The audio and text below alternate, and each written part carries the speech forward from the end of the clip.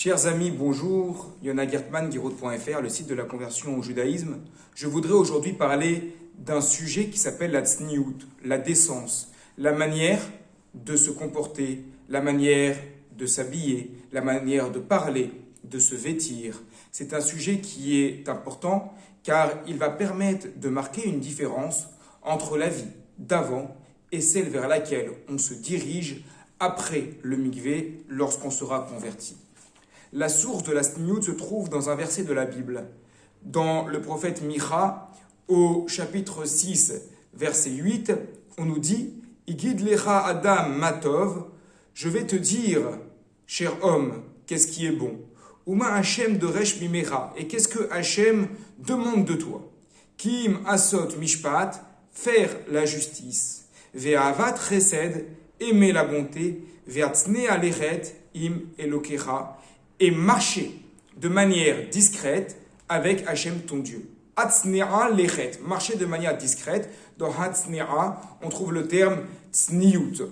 Les commentateurs expliquent qu'il s'agit ici d'un comportement général qui appelle à de la discrétion. Cela peut se trouver même dans une mitzvah. Par exemple, lorsque l'on va donner la tzedaka, lorsque l'on va donner de l'argent à ceux qui en ont besoin. Eh bien, au lieu de le faire devant tout le monde, en faisant des publicités, en se mettant en avant, on va le faire d'une manière discrète. Alors le Talmud, dans le traité Rosh Hashanah, note, si c'est ainsi, si déjà pour une mitzvah, on doit agir d'une manière discrète, a fortiori lorsque ce n'est pas pour une mitzvah. Et donc ici, l'on va parler de la manière de s'exprimer, de la manière de s'habiller, ce qui concerne beaucoup les jeunes femmes qui viennent se convertir et qui sont dans un monde, le monde autour duquel nous évoluons, dans lequel on nous apprend depuis le plus jeune âge à se dévêtir le plus possible.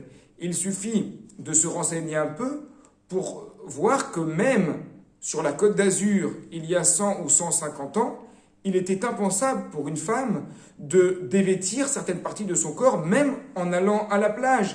Mais la société a pris une direction qui n'est pas du tout compatible avec celle de la Torah.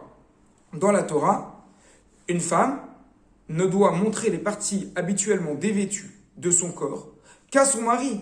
Et une seule fois, évidemment, qu'elle est mariée. Mais cela ne concerne pas que les femmes.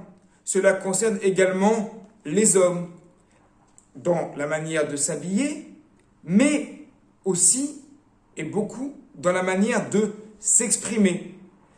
Malheureusement, très souvent, le lieu de travail, pendant les pauses, va provoquer des discussions entre les uns et les autres. Et très souvent, ces discussions vont être des discussions à connotation lascive.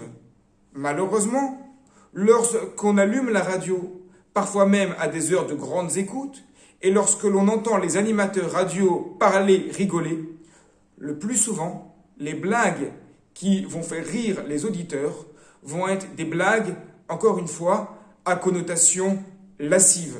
Et cela, on nous apprend, il faut s'éloigner. Il faut s'en éloigner. Il faut marcher de manière discrète, de manière tsniout avec Akadosh Baruch Hu. C'est-à-dire, il faut faire passer l'intérieur avant l'extérieur. Parce que la manière de se montrer, de mettre en avant la sexualité, parce que c'est beaucoup de cela dont il est question, c'est beaucoup considérer que ce qui va caractériser finalement l'homme ou la femme, c'est la partie animale de nous-mêmes. Or, lorsque nous voulons devenir juifs, lorsque l'on veut se convertir, on doit apprendre à faire passer la partie humaine et donc la partie intérieure avant la partie animale. Lorsqu'une jeune femme va être regardée, il vaut mieux qu'elle soit regardée pour sa pudeur, pour son intelligence, pour sa connaissance de la Torah, plutôt que d'être regardée comme un animal, comme une marchandise. C'est ça que nous voulons apprendre, c'est sur cela que nous voulons insister.